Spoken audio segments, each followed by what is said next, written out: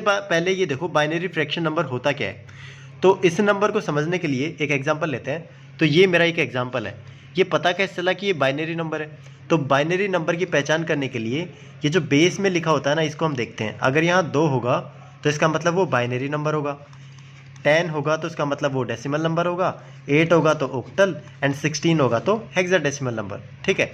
तो इनकी पहचान से हम क्या करते हैं, ये नंबर फाइंड आउट करते हैं कि ये कौन से नंबर सिस्टम के अंदर रिप्रेजेंट कर रहा है। ठीक है। तो ये हमारा बाइनरी नंबर है। तो इसके अंदर देखेंगे तो बेसिकली इस नंबर के 3 पार्ट होते हैं। तो पहला पार्ट तो देखो ये पॉइंट होगा। तो इस पॉइंट को हम क्या बोलते हैं, binary point, binary point. And इस बाइनरी पॉइंट के जो लेफ्ट साइड में नंबर है ना, उसको हम बोलते हैं integral part, integral part. And ये जो राइट साइड के अंदर जो नंबर है, इसको हम बोलते हैं फ्रैक्शन पार्ट, फ्रैक्शन पार्ट। ठीक है। तो ये इन तीनों की डेफिनेशन होती है। तो पिछले वाली वीडियो में हमने जो किया था ना, वो इंटीग्रल पार्ट को कन्वर्ट किया था डेसिमल नंबर के अंदर। तो इसको एक बार रिवाइज कर लेते हैं। तो ये जो मान लो 101 नंबर है, इसका 101, ये डेसिमल फॉर्म के अंदर है। तो इसके अंदर मैं क्या करूँगा, इसको डेसिमल नंबर के अंदर कन्वर्ट करूँगा। तो हमेशा क्या करते हैं हम, 2 की पावर 0 से जाते हैं। तो इसको मैं 2 की पावर 0 से मल्टीप्लाई करूँगा, इसको मैं 2 की पावर 1 एंड इसको मैं 2 की पावर 2 से तो मल्टीप्लाई करते हैं। तो 2 की पावर 0 कितना होता है, 1, 1 इंटू 1 कितना हुआ 1, प्लस में 2 की मतलब किसी भी नंबर को मैं 0 से मल्टीप्लाई करूँगा, कितना आएगा 0।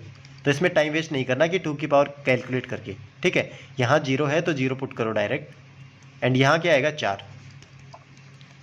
तो जो हमारा इंटीग्रल पार्ट आया वो कितना है मेरा, तो वो आया मेरा 5। ठीक है। पॉइंट ऐसे कैसे। अब ये जो राइट हैंड साइड में जो वैल्यू है ना मेरी फ्रैक्शन पार्ट, तो इसको देखो कैसे कन्वर्ट करते हैं। तो कभी भी ये जो फ्रैक्शन पार्ट की वैल्यू कैलकुलेट करने जाएंगे ना, तो हम ये जो लेफ्ट साइड है ना उससे प्रोसीड करेंगे एंड 2 की पावर -1 से स्टार्ट करेंगे। तो 2 की पावर -1, 2 की पावर -2, 2 की पावर -3, ऐसे चलता रहेगा। ठीक है। तो देखो ये पार्ट कौन सा है, 101। तो इसको मैं 2 की पावर -1 से मल्टीप्लाई करूँगा, इसको 2 की पावर -2 एंड 2 की पावर -3। तो ये नंबर कितना होगा 1/2।